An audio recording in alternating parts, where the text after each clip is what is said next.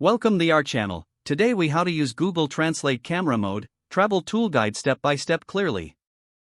Open the Google Translate app on your device. Ensure that your device's camera is enabled. On the main screen, locate the camera icon. Tap on the camera icon to enter camera mode. Point your camera at the text you want to translate. Allow the app a moment to process the image. You will see a live translation overlay on the screen. If the translation doesn't appear, tap the shutter button to capture the image. Once the image is captured, the app will analyze the text. The translated text will appear on the screen after processing.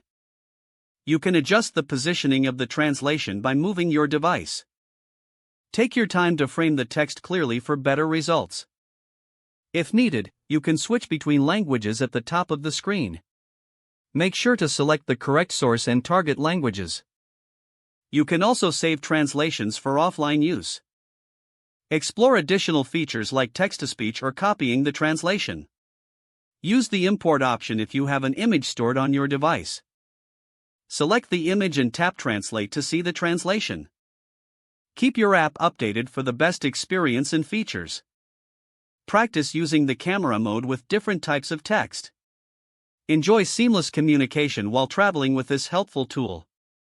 If the page does not load, refresh the browser or try again in a private or incognito window. Make sure you are using the correct email address, then retype it carefully to avoid small typos. If your password is not accepted, use the reset option and create a new strong password you can remember.